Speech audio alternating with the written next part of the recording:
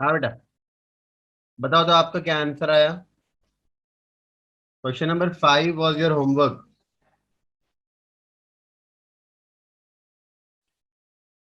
Good morning बेटा। Good morning नहीं, good afternoon. हम्म। हाँ बेटा। चलो, तो बताओ क्या आंसर आया। क्वेश्चन नंबर 5 होमवर्क था। 38,50,000 वैल्यू ऑफ फर्म। हाँ, अंकिता यश का तो मैच हो रहा है। 38,50,000। ठीक है बेटा, आदित्य का भी मैच हो रहा है, मतलब वही आंसर आएगा, राइट। ठीक है। चलो, तो अपने 3 मॉडल बेटा कंप्लीट हो गए। हाँ, हम लोग बढ़ रहे हैं आगे मॉडल 4 के, राइट। अब ये इंपॉर्टेंट नहीं है, मैं पहले से बता रहा हूं। पहले 3 मॉडल एकदम इंपॉर्टेंट है, वॉल्टर, गॉर्डन और मॉडिग्लियानी एंड मिलर। ठीक है। अब लिंटनर मॉडल एक बार देख लेते हैं बेटा। देखो, अब यहाँ पे लिंटनर, अब लिंटनर वो पर्सन का नाम है जिसने ये मॉडल डेवलप किया है, तो उसके नाम से ये मॉडल जाना जाता है। ठीक है। लिंटनर क्या बोलता है, करंट ईयर डिविडेंड, मतलब करंट ईयर में जो आप डिविडेंड देते हो ना बेटा, ये डिपेंड करता है 2 चीजों पर। एक तो करंट ईयर की आपकी अर्निंग कितनी है, नंबर 1। नंबर 2, लास्ट ईयर आपने डिविडेंड कितना दिया था। आई रिपीट, करंट ईयर आप कितना डिविडेंड दोगे, डिक्लेयर करोगे, ये डिपेंड करता है 2 चीजों पे। एक तो करंट ईयर में आपका प्रॉफिट कितना हुआ। ऑब्वियसली आपका जो डिविडेंड है बेटा, वो करंट ईयर के प्रॉफिट से ज्यादा नहीं हो सकता, तो करंट ईयर का प्रॉफिट देखना पड़ेगा कितना है ना। दूसरा, लास्ट ईयर आपने कितना डिविडेंड दिया था, मतलब D0। ये D0 है बेटा, राइट। और करंट ईयर का जब डिविडेंड की वो बात कर रहा है ना, मतलब D1 की बात कर रहा है, मतलब D1 जो है वो D0 पे डिपेंडेंट है। ठीक है। The dividends are the weighted average of past earning. ठीक है। अब लिंटनर ने बेटा एक सिंपल सा फॉर्मूला बताया है D1 फाइंड आउट करने के लिए। D1 मतलब कितना डिविडेंड हम डिक्लेयर करेंगे करंट ईयर में, मतलब कमिंग ईयर समझो, कमिंग ईयर में कितना डिविडेंड हम देंगे। ठीक है। अब ये कैसे लाएंगे बेटा, तो इन्होंने क्या बोला है कि अर्निंग पर शेयर, अब करंट ईयर का जो अर्निंग है हमारा, है ना, उसको टारगेट पे आउट से मल्टीप्लाई करो। ईपीएस को करंट ईयर के अर्निंग पर शेयर को टारगेट पे आउट से मल्टीप्लाई करो। पे आउट मतलब अपना डिविडेंड पे आउट, राइट। तो अब एक सिंपल से एग्जांपल लेते हैं, लेट्स टेक एन एग्जांपल कि बेटा करंट ईयर का हमारा ईपीएस 10 रुपए है, अर्निंग पर शेयर इज ₹10। ठीक है। और कंपनी का टारगेट पे आउट रेशियो है 60%। मतलब कंपनी ने डिसाइड किया हुआ है कि हम 60% डिविडेंड देंगे, टारगेट पे आउट। ठीक है। तो 10 का 60% मतलब 6 रुपए हुआ बेटा, है ना, 6 रुपए हुआ। इसमें से D0 माइनस करेंगे। D0 मतलब लास्ट ईयर का डिविडेंड। तो समझो लास्ट ईयर का डिविडेंड था ₹4, तो 4 माइनस करो, 4 माइनस करो, राइट। तो अभी तक मैंने क्या किया बेटा, अभी तक क्या किया देखो, ईपीएस 10 था, पे आउट से मल्टीप्लाई किया, मतलब ₹6 का डिविडेंड होना चाहिए, ₹6 का D1 होना चाहिए। अब मैंने D0 माइनस कर दिया 4, राइट। तो मुझे क्या मिला बेटा, मुझे मिला D1 माइनस D0, है ना। D1 6 और D0 4। मतलब बेटा मुझे एक्स्ट्रा डिविडेंड करंट ईयर में कितना देना पड़ेगा ये मिला। करंट ईयर में एक्स्ट्रा डिविडेंड कितना देना पड़ेगा ये मुझे मिला। देखो, 10 × 60% करो, मतलब 6 रुपए का डिविडेंड देना है। 4 रुपए का डिविडेंड आपने माइनस कर दिया जो लास्ट ईयर का डिविडेंड था, तो आपको ₹2 का एडिशनल डिविडेंड मिला। मतलब करंट ईयर में मैं कितना एक्स्ट्रा डिविडेंड दे रहा हूं ये मुझे मिला। अब मैं क्या करूंगा बेटा, ये जो एक्स्ट्रा डिविडेंड है ना, उसको मल्टीप्लाई करूंगा एडजस्टमेंट फैक्टर से। AF, AF is adjustment factor. ठीक है। अब ये एडजस्टमेंट फैक्टर क्या है, एडजस्टमेंट फैक्टर बेटा ये प्रपोर्शन होता है जो हमको हेल्प करता है हमारे डिविडेंड को, अगर हमको ज्यादा देना है या हमको कम देना है। समझो बेटा कि आप चाहते हो कि आप ज्यादा डिविडेंड दो, राइट? तो आपका adjustment factor more than one रहेगा। मोर देन वन, जैसे मैं बोल रहा हूँ 1.5, 1.5। तो ये जो टू आया था बेटा, टू क्या आया था अपना? Additional dividend. ये टू को मैं 1.5 से मल्टीप्लाई करूंगा, मतलब बेटा करंट ईयर में जो मैं एक्स्ट्रा डिविडेंड दूंगा वो 3 दूंगा। एक्स्ट्रा एक्स्ट्रा बोल रहा हूं मैं, मतलब as compare to last year, as compare to D0 हम कितना एक्स्ट्रा दे रहे हैं। तो पहले तो 2 रुपए आया था, अब एडजस्टमेंट फैक्टर से मल्टीप्लाई करके 3 आया। मान लो कंपनी चाहती है कि इस साल कम डिविडेंड दे, कंपनी चाहती है इस साल कम डिविडेंड दे, तो वो एडजस्टमेंट फैक्टर को 1 से कम कर देंगे। मान लो 0.5 है, तो 2 × 0.5 करो बेटा, तो 1 आएगा, राइट? तो ये एडजस्टमेंट फैक्टर जो है ना, ये कंपनी का टूल है जिसको यूज करके कंपनी डिविडेंड बढ़ाती है या कम करती है। तो कंपनी को ज्यादा डिविडेंड देना है, adjustment factor more than one. Company को डिविडेंड कम देना है, adjustment factor less than one, right? अब समझो बेटा, मैं लेट्स से कंपनी को ज्यादा डिविडेंड देना है, तो 1.5 से मल्टीप्लाई किया, राइट? तो ये जो 3 आया बेटा, ये 3 आया ना, आप समझो ये एडिशनल डिविडेंड है, ये एडिशनल डिविडेंड है। मतलब जो लास्ट ईयर डिविडेंड दिया था वो तो देना ही पड़ेगा ना करंट ईयर में, उसके अलावा एक्स्ट्रा कितना देना है। तो ये एक्स्ट्रा आया अपना, अभी जो हमने सॉल्व किया ना बेटा, ये एक्स्ट्रा वाला सॉल्व किया, राइट? इसमें मुझे प्लस D0 करना है। D0 लास्ट ईयर 4 रुपीज था, राइट? तो जो लास्ट ईयर आपने दिया वो तो आपको देना ही पड़ेगा ना, उसके अलावा एक्स्ट्रा देना पड़ेगा। मतलब करंट ईयर में आपको 7 रुपीज का डिविडेंड देना पड़ेगा। मैं फिर से बता रहा हूँ, ध्यान से देखो। EPS 10, टारगेट पे आउट 60%, मतलब आप करंट ईयर में 6 रुपए डिविडेंड देना चाहते हो, दोगे नहीं, देना चाहते हो 6 रुपए, माइनस D0 किया, राइट? माइनस D0 करने से आपको एडिशनल डिविडेंड कितना है वो मिल जाएगा। करंट ईयर में आप कितना एडिशनल डिविडेंड देना चाहते हो, तो एडिशनल डिविडेंड को आप मल्टीप्लाई करो एडजस्टमेंट फैक्टर से। मैंने बताया adjustment factor more than one हो सकता है, लेस देन वन हो सकता है। ज्यादा डिविडेंड देना है तो मोर देन वन, कम डिविडेंड देना है तो लेस देन वन, ठीक है? अब ये एडजस्टमेंट फैक्टर से मल्टीप्लाई कर लो बेटा, तो आपको एडिशनल डिविडेंड कितना देना है वो मिल जाएगा। एडिशनल डिविडेंड में D0 ऐड कर लो, तो करंट ईयर में कितना डिविडेंड देंगे हम लोग? 7 रुपए, ये हमको मिल जाएगा, ठीक है? एक दो क्वेश्चन करेंगे ना, आपको और बेटर समझ में आएगा। एग्जाम्पल नंबर 1 देखो, what will be the dividend per share of Rohan industries for the year 2011? ठीक है, तो 2011 का फाइंड करना है, मतलब वो हमको D1 फाइंड करो बोल रहा है, ठीक है? Given the following information about the company, EPS दिया हुआ है करंट ईयर का, 2011 का earning per share 3 rupees. Last year हमने डिविडेंड दिया था, ये D0 है बेटा हमारा। देखो ना, 2011 अगर D1 है तो उसका प्रीवियस ईयर 2010, तो पिछले साल हमने 1.2 का डिविडेंड दिया था, D0। टारगेट पे आउट मतलब डिविडेंड पे आउट रेशियो है 0.6, 0.6 मतलब 60%, है ना? ये 60% है बेटा, तो डिविडेंड पे आउट रेशियो हमारा 60% है। एडजस्टमेंट फैक्टर 0.7, एडजस्टमेंट फैक्टर 1 से कम है, मतलब कंपनी करंट ईयर में डिविडेंड कम देना चाहती है, ठीक है? ये एडजस्टमेंट रेट को आगे पीछे करके कंपनी डिविडेंड कम ज्यादा करती है, राइट? तो स्टार्ट करते हैं बेटा, write down the formula for D1। Formula for D1, D1 is equal to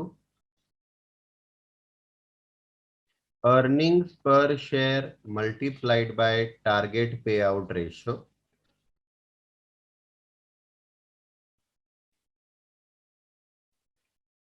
target pay out ratio, right? इससे मिलेगा करंट ईयर में कितना डिविडेंड देना है, उसमें से बेटा D0 माइनस कर लो, इससे मिलेगा एक्स्ट्रा डिविडेंड, एडिशनल डिविडेंड कितना देना है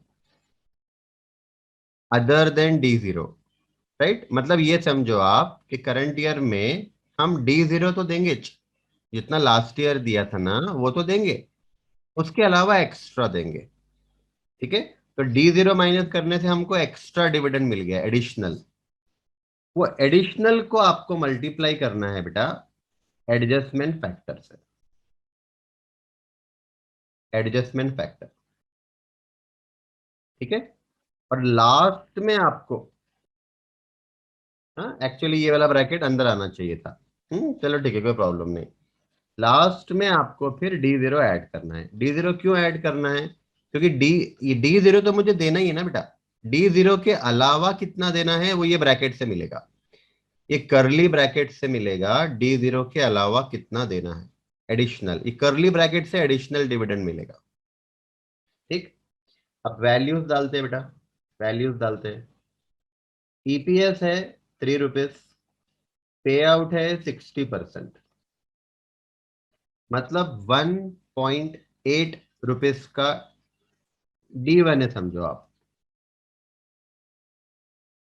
है ना। 1.8 का D1 है। लास्ट ईयर हमने 1.2 दिया था, माइनस कर दो।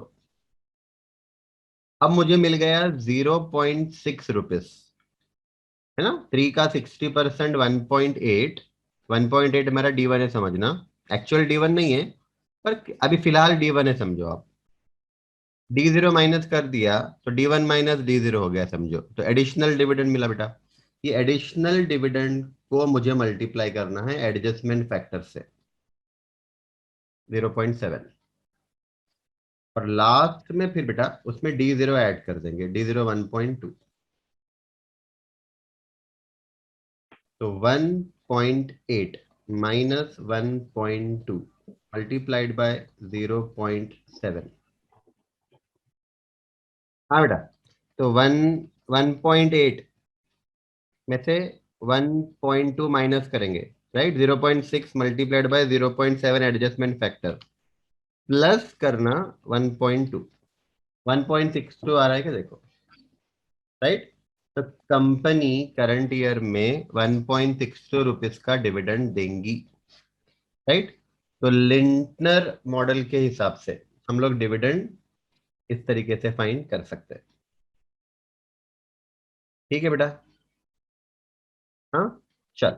Next question number 2, the target pay out ratio of Crizal limited is 0.4, dividend pay out ratio. ठीक है, target dividend pay out ratio, the dividend per share for the current year is 12.9।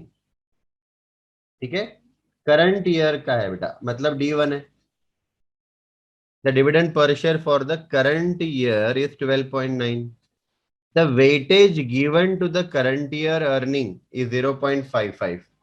ये weightage मतलब adjustment factor है बेटा ये। The weightage given to the current year earning 0.55, ये adjustment factor है।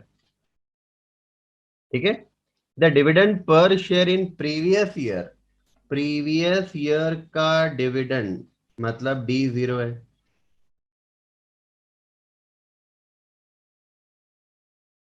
Previous year का डिविडेंड D0। अब question में देखो बेटा, आपको D1 भी दिया हुआ है 12.9, D0 भी दिया हुआ है 11.1, right. The number of stock outstanding in the company is 10 lakh, right. 10 lakh equity shares है टोटल। पीई रेशियो दिया हुआ है 8। By applying Lintner model of dividend policy to the company, what is the market capitalization of the company, right? Market capitalization of the company मतलब market value of company, company का market value find करना है बेटा। Market capitalization of the company मतलब company की market value, right. और company की market value कैसे निकालेंगे पता है? ये हमने इसके पहले किया था, नंबर ऑफ इक्विटी शेयर्स इसको मल्टीप्लाई करेंगे मार्केट प्राइस से,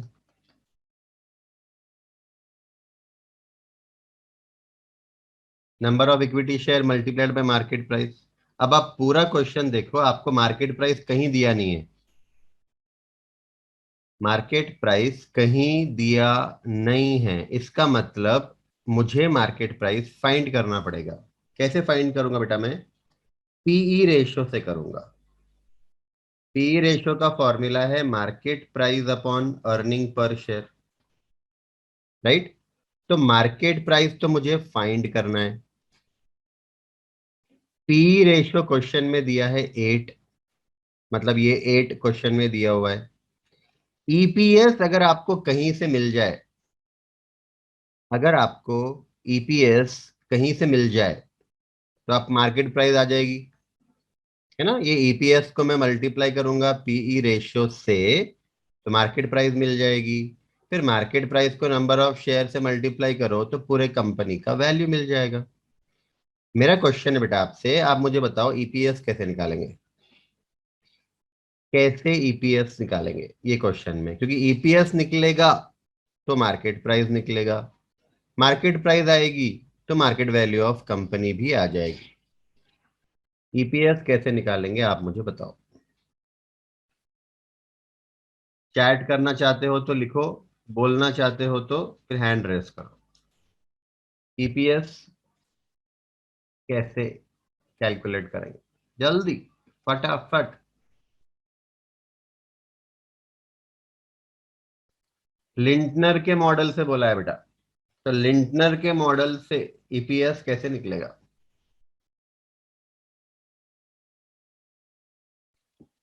चलो मैं फॉर्मूला लिखता हूं जब तक आप सोचो। लिंटनर का फॉर्मूला, हाँ, D1 is equal to EPS multiplied by target pay out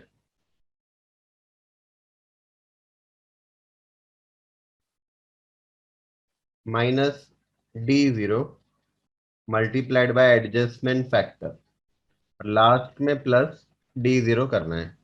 ये हमारा फॉर्मूला है बेटा, ये हमारा फॉर्मूला है। आप मुझे बताओ ईपीएस कैसे निकाल सकते हैं? सिंपल है ना बेटा, मुझे देखो क्वेश्चन में D1 दिया हुआ है ना? D1 12.9, D0 भी दिया हुआ है 11.1, पे out target pay out, right, देखो 0.4 दिया हुआ है, 40% है वो। Adjustment factor 0.55। मतलब समझो बेटा, बाकी सारे वैल्यूज आपको दिए हैं ना, ये फॉर्मूले से मुझे ईपीएस निकालना है, ये मुझे फाइंड करना है ईपीएस। कर सकते क्या बोलो? ट्राई करते हैं आप लोग? हाँ, ट्राई करो मेरे साथ साथ, चलो ट्राई करो। 0.55 एडजस्टमेंट फैक्टर है बेटा, यश, देखो यहाँ पे था एडजस्टमेंट फैक्टर 0.7 था ना? हाँ, फॉर्मूला देखो अपना, फॉर्मूले में भी यहाँ पे एडजस्टमेंट फैक्टर है AF, राइट? तो ये एडजस्टमेंट फैक्टर है बेटा। The weightages given to the current year earning is 0.55। Weight है ये, adjustment factor is nothing but weight. Weight का पर्पस होता है कोई चीज को बढ़ाना या कोई चीज को कम करना। हाँ, तो फॉर्मूला लिखो बेटा, सारे वैल्यूज डालो और मुझे ईपीएस निकाल के बताओ। स्टार्ट।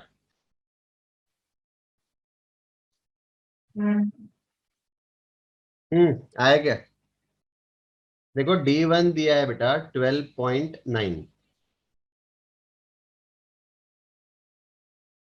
D1 दिया है 12.9। ईपीएस फाइंड करना है, राइट? उसको ईपीएस ही लिख लो। एक्स अज्यूम करना है, एक्स अज्यूम करो, multiplied by target pay out 0.4, right, या 40% जो लेना है, माइनस D0। D0 है 11.1 रुपीज, मल्टीप्लाई करेंगे बेटा एडजस्टमेंट फैक्टर 0.55 प्लस D0 11.1,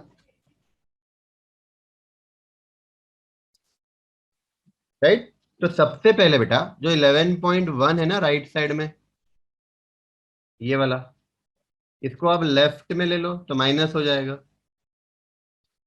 12.9 में से इसको माइनस कर दो लेफ्ट में लेके, 12.9 माइनस 11.1, 1.8, 1.8, राइट। ईपीएस इंटू 0.4 किया तो 0.4 ईपीएस माइनस 11.1 मल्टीप्लाइड बाय 0.55।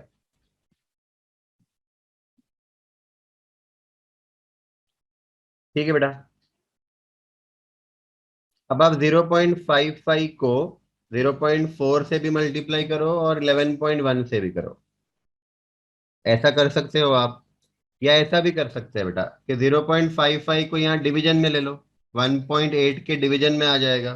हाँ, तो ऐसा भी कर सकते हो आप, तो मैं डिवाइड कर दूं उसको, 1.8 के डिवीजन में भी ले सकते हैं इसको आप। 0.4 ईपीएस बचेगा यहाँ पे और 11.1 minus 11.1, right. 1.8 divided by 0.55, 3.273 round करके is equal to 0.4 EPS minus 11.1। अब ये माइनस 11.1 को राइट में ले लो। हाँ, सॉरी, राइट में तो है वो, लेफ्ट में ले लो, प्लस हो जाएगा, प्लस 11.1 और डिवाइड कर दो 0.4 से, आपको अर्निंग पर शेयर मिल जाएगा 35.932। अब बताओ ये आ रहा है क्या? 35.932, यस। अब ईपीएस आ गया बेटा। अब हम क्या करेंगे, इसको पीई रेशियो में यूज करो। P ratio is equal to market price of share divided by earning per share. Market price है 8, पी रेशियो है 8, मार्केट प्राइस मुझे फाइंड करना है। अर्निंग पर शेयर आया बेटा 35.932।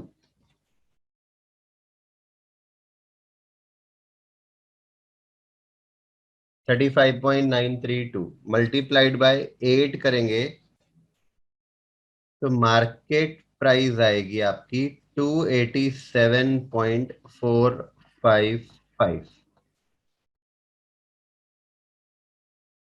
287.455, राइट, या 456, 456, ठीक है। हम्म। अब ये एक शेयर की मार्केट प्राइस है बेटा, टोटल नंबर ऑफ शेयर्स है हमारे 10 लाख, इससे मल्टीप्लाई कर लो तो पूरे कंपनी का वैल्यू मिल जाएगा। Therefore value of company, number of equity shares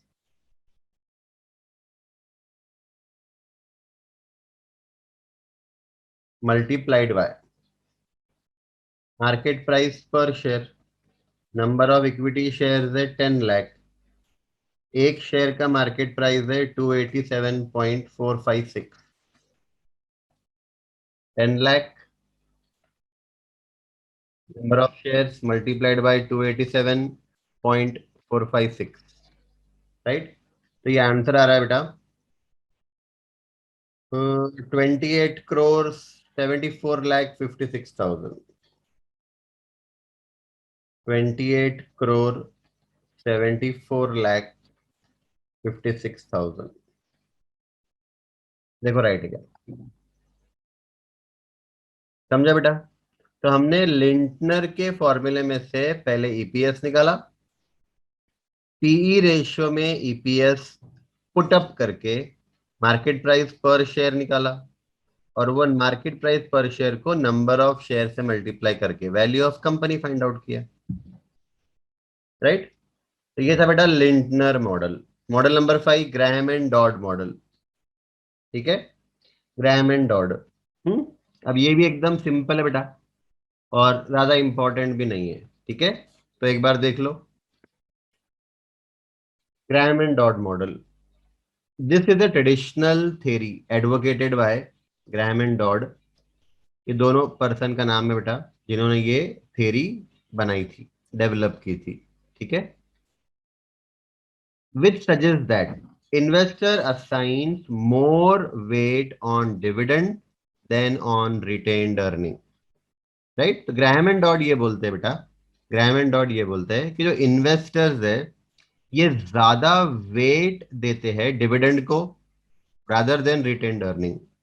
ठीक है, मतलब ये एक्सपेक्ट करते हैं more dividend and less retained earning, simple सा ये मतलब है। ठीक है, investor discount distant dividend capital gain at a higher rate, ठीक है, then they discount near by dividend. अब ये लाइन का मीनिंग समझो।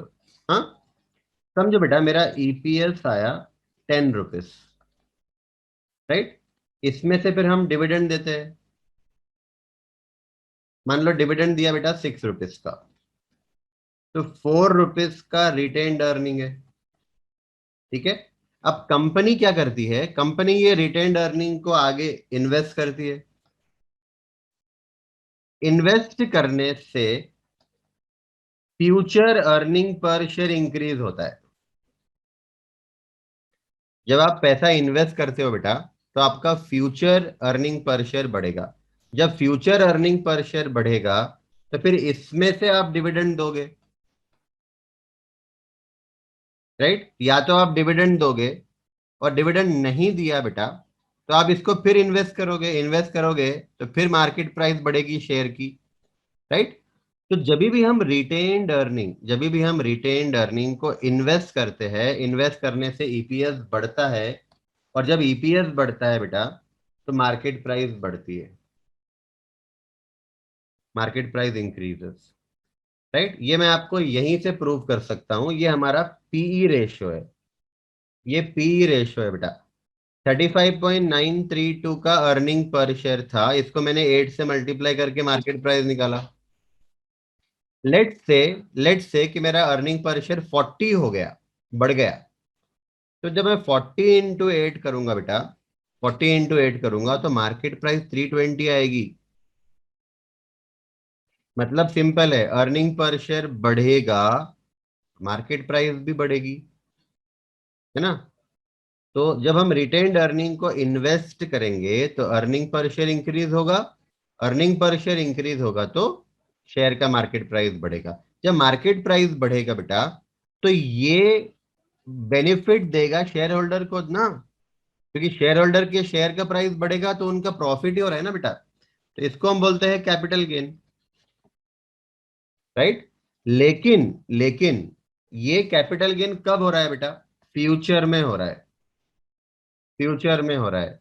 जबकि ये रिटेन्ड अर्निंग जो 4 रुपए का था, अगर इसको डिविडेंड के फॉर्म में दे दिया होता तो आज ही दे दिया होता।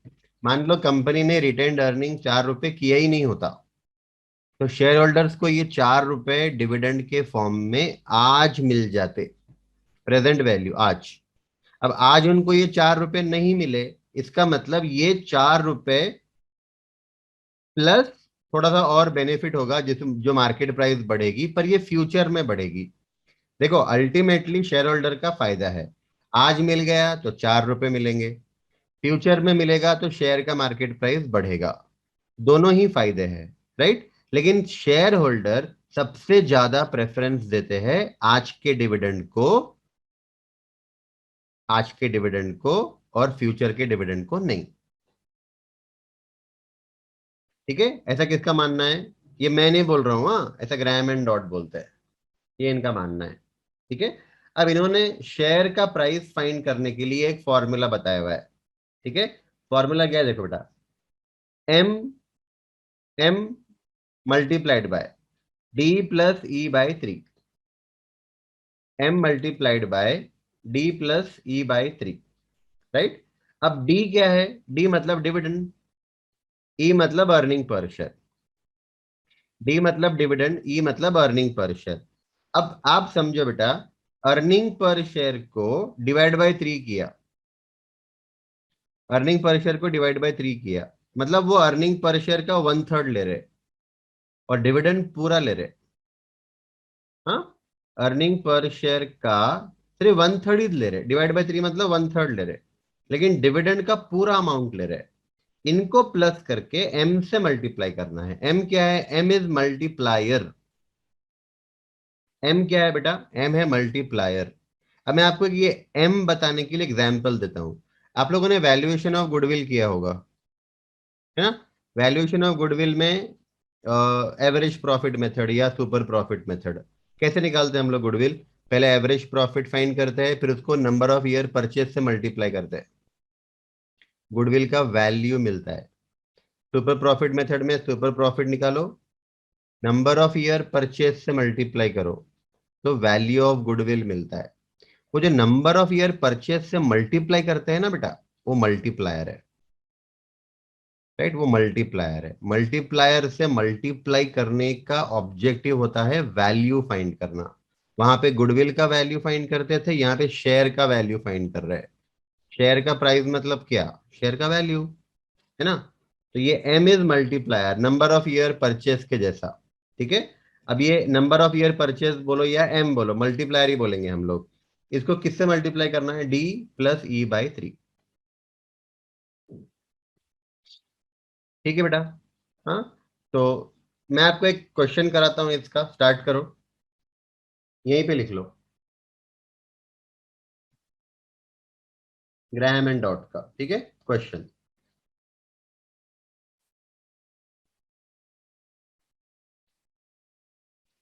EPS ₹9। EPS ₹9। Dividend pay out ratio 50%।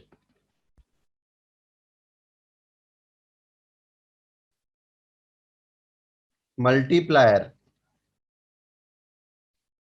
4 times. P0 find, P0 यानी आज की मार्केट प्राइस using Graham and Dodd. Right, देख लो जो स्पेलिंग राइट है क्या, है ना? Graham and Dodd model.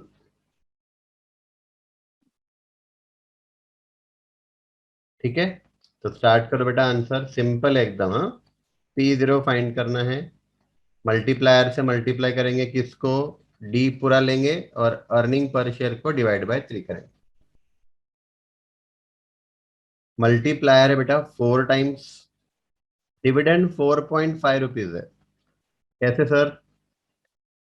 Dividend pay out ratio 50% है ना? तो डिविडेंड कितना? अर्निंग पर शेयर का 50%, 4.5। चलो ठीक है। हाँ, बताओ आंसर क्या है बेटा? Dividend 4.5 plus earning per share 9 है। हाँ, 9 डिवाइड बाई 3,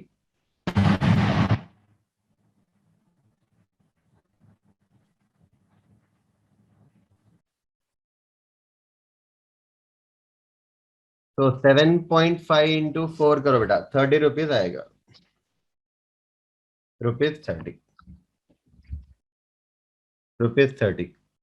अब देखो इस पर ऐसे क्वेश्चन भी बन सकता है कि आपको बोलेंगे ग्राहम एंड डॉड मॉडल से वैल्यू ऑफ फर्म निकाल के बताओ, value of company.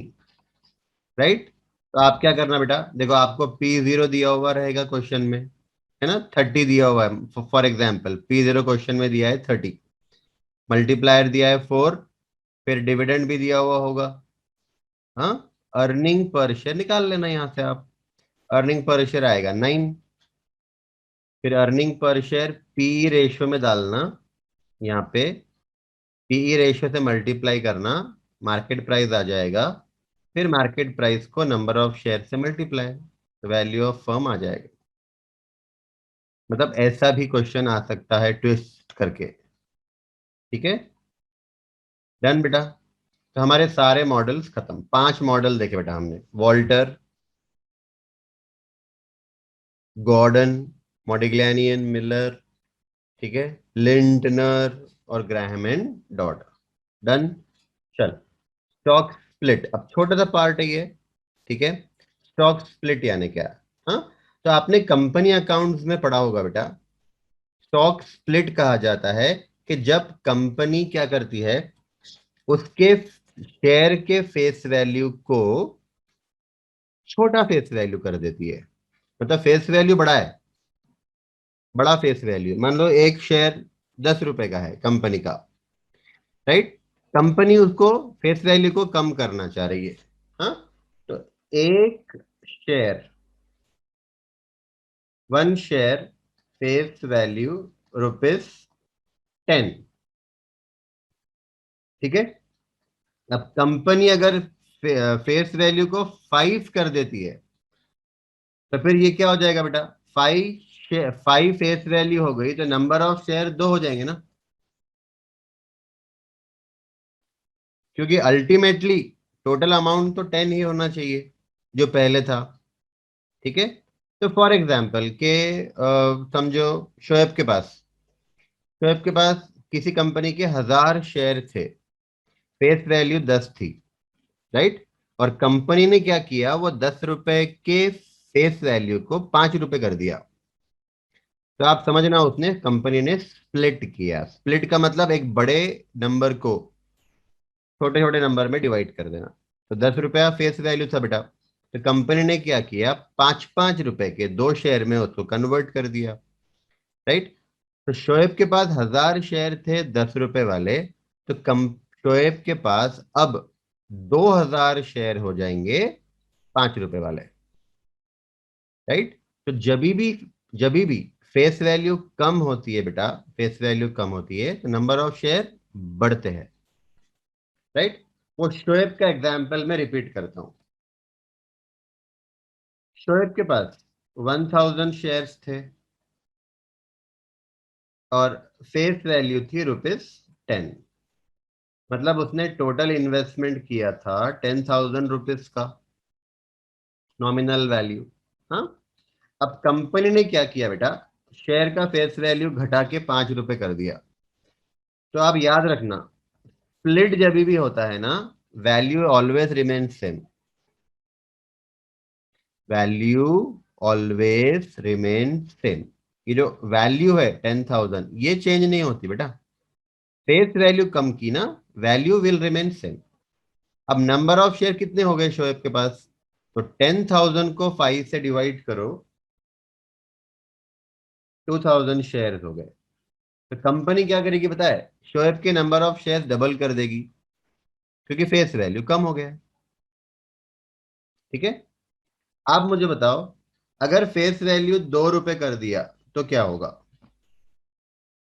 10 rupees face value है, हाँ, स्प्लिट करके 2 रुपए कर दिया, तो मैंने बताया बेटा अमाउंट सेम रहेगा।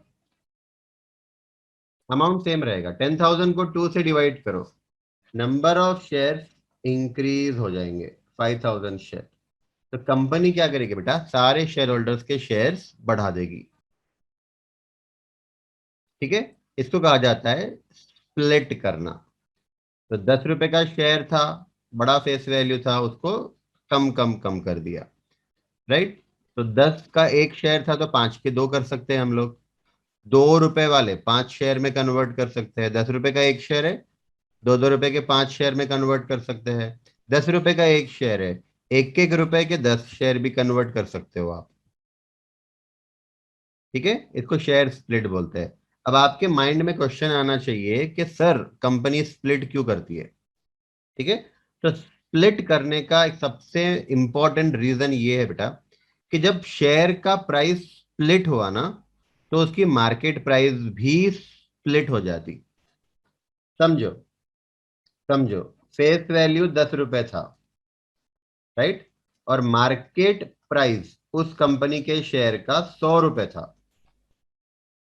अगर कंपनी ने इसको स्प्लिट करके 2 रुपए कर दिया, मतलब 5 गुना कम कर दिया बेटा, तो मार्केट प्राइस भी 5 गुना कम हो जाएगी। शेयर की मार्केट प्राइस भी 20 रुपए हो जाएगी, राइट? तो आप सोचो, आप सोचो, जब शेयर का प्राइस 100 रुपए था, तो जो बहुत सारे शेयर होल्डर ये शेयर नहीं खरीद पाते। क्यों? क्योंकि शेयर महंगा है ना, तो लोग खरीदते नहीं। अब मैं आपको एग्जांपल देता हूँ, एमआरएफ कंपनी है, एमआरएफ टायर बनाती है बेटा, है ना, मद्रास रबर फैक्ट्री ऐसा कुछ नाम है एमआरएफ। ठीक है, टायर बनाती है।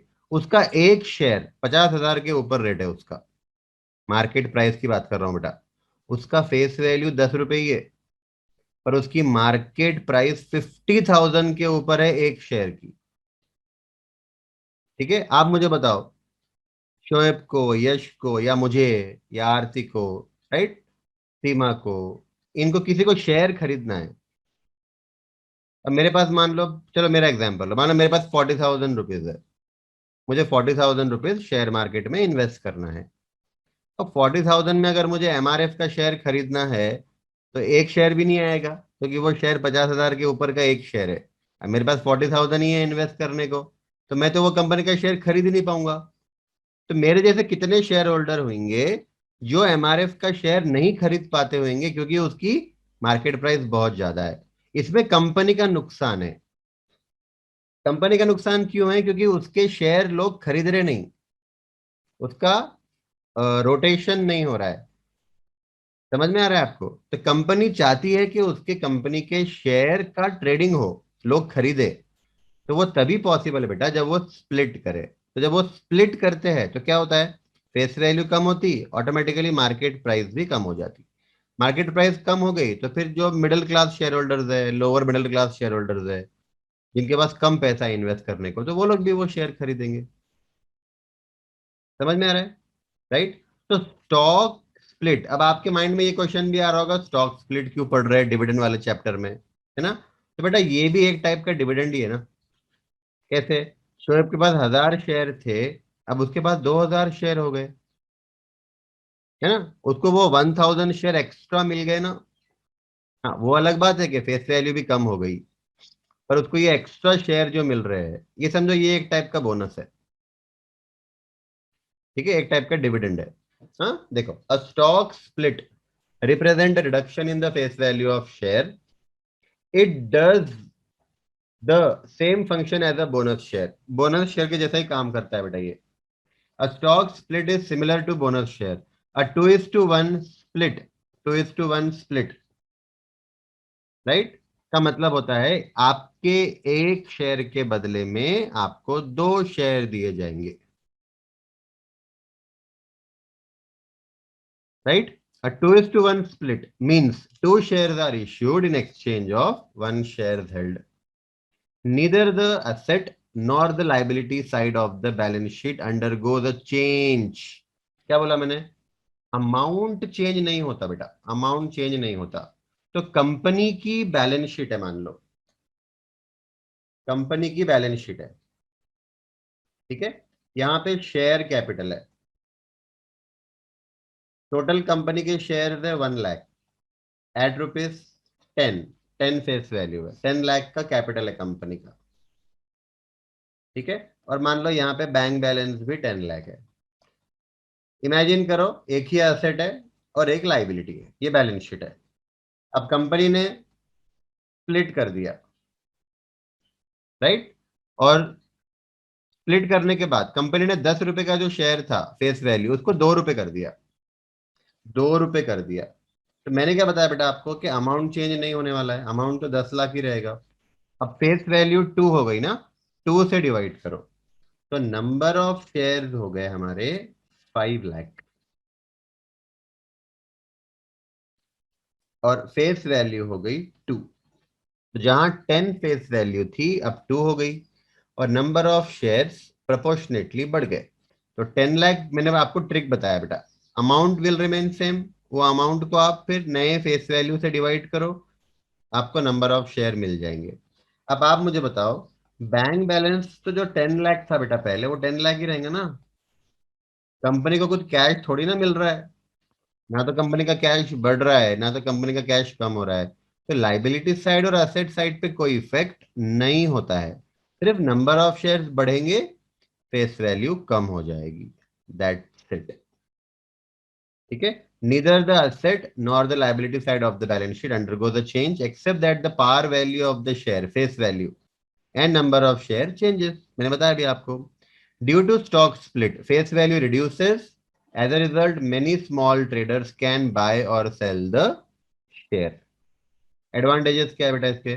तो वेरियस एडवांटेजेस देखा. Number one, it makes the share affordable to small investor. मैंने बताया अभी कि छोटे मोटे शेयर होल्डर भी वो शेयर खरीद पाएंगे. नंबर ऑफ शेयर में increase the number of share holder. अब नंबर ऑफ शेयर जब बढ़ेंगे तो बहुत ज्यादा शेयर होल्डर्स भी बढ़ जाएंगे, है ना? क्योंकि मेरे जैसे जो शेयर होल्डर है, आपके जैसे शेयर होल्डर है, राइट, वो लोग कोई एक शेयर खरीदेगा, कोई दो शेयर खरीदेगा, तो नंबर ऑफ शेयर होल्डर बढ़ेंगे. Hence the potential of investment में इंक्रीज, राइट. तो क्योंकि क्या होगा, जब सब लोग शेयर खरीदना चालू करेंगे बेटा, तो धीरे धीरे करके डिमांड बढ़ेगी, शेयर की डिमांड बढ़ेगी तो प्राइस बढ़ेगी. तो जब शेयर की प्राइस बढ़ेगी तो कंपनी का फायदा है, उसमें प्रमोटर्स का फायदा है, क्योंकि मोर देन 50% शेयर प्रमोटर के पास होता है. ठीक है. चल, लिमिटेशंस क्या है स्टॉक स्प्लिट के, ड्रॉबैक्स क्या है? Additional expenditure need to be incurred on the process of stock split. अब स्टॉक स्प्लिट करने के लिए कंपनीज एक्ट के प्रोविजंस है, वो फॉलो करना पड़ेगा. ठीक है. और ये फॉलो करने में फिर खर्चा भी होगा, है ना? सेकंड, लो शेयर प्राइस में अट्रैक्ट स्पेक्यूलेटर्स और short term investors which are generally not preferred by the company. Second drawback ये है बेटा कि जब कंपनी का फेस वैल्यू बहुत कम हो जाता है तो शेयर की प्राइस भी बहुत कम हो जाती है, तो छोटे मोटे शेयर होल्डर्स बहुत बढ़ जाते हैं, राइट. तो आप इमेजिन करो कि जब कंपनी का शेयर का प्राइस ज्यादा था तो कम शेयर होल्डर थे, पर अब शेयर का प्राइस कम होने की वजह से क्या हुआ, बहुत से छोटे मोटे शेयर होल्डर्स ने शेयर खरीदे, तो नंबर ऑफ शेयर होल्डर बढ़ेंगे. जब नंबर ऑफ शेयर होल्डर्स बढ़ते हैं ना बेटा, तो डिफिकल्टीज पैदा होती है, राइट. एनुअल जनरल मीटिंग में फिर सबको बुलाना पड़ता है, ठीक है, सबको मैनेज करना पड़ता है, राइट. ये सारा प्रॉब्लम होता है. और बड़ी बड़ी कंपनीज ये अवॉइड करती है. बड़ी बड़ी कंपनीज ये नहीं चाहती है कि उनके पास ऐसे छोटे मोटे शेयर होल्डर्स रहे. फिर वो मीटिंग में छोटे मोटे शेयर होल्डर्स बहुत सारे मिल गए तो वो मीटिंग में डिसीजंस को भी अफेक्ट कर सकते हैं, राइट. डायरेक्टर्स का या प्रमोटर्स के जो डिसीजंस होते हैं उनको भी वो अफेक्ट करते हैं. तो ये सारे लिमिटेशन थे बेटा. हाँ. इसके बाद मैंने आपको नोट लिखाया था, आपको याद होगा, गॉर्डन्स मॉडल का पहला क्वेश्चन किया हमने, तब मैंने आपको ये नोट लिखाया था, राइट. हम जो भी मॉडल से शेयर का प्राइस निकाल रहे हैं, Walter, Gordon, MM, Lintner, Graham Dodd, वो मार्केट प्राइस को थेरोटिकल मार्केट प्राइस बोलना, फेयर मार्केट प्राइस भी बोल सकते हैं. ठीक है. और एक्चुअल मार्केट प्राइस तो मार्केट से मिलेगी, तो हमने कंपैरिजन करना है. Actual market price is more than theoretical market price, समझना ओवर वैल्यूड है, शेयर ओवर वैल्यूड है. ऐसे शेयर को हमको सेल करना चाहिए. अगर आपके पास है बेटा तो आज बेच देना. अगर एक्चुअल मार्केट प्राइस कम है थेरोटिकल मार्केट प्राइस से, मतलब ये शेयर अंडर वैल्यूड है, मतलब उसकी वैल्यू जितनी होनी चाहिए ना उससे आज कम कम वैल्यू चल रही है उसकी. तो सिंपल है बेटा कि कोई कंपनी का शेयर 500 रुपए का है लेकिन 400 में मिल रहा है, वो तो हमने आज खरीदना ही चाहिए. तो ऐसे शेयर को हम लोग खरीदते हैं. ठीक है.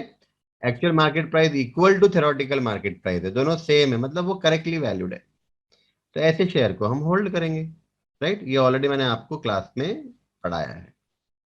डन बेटा. हाँ.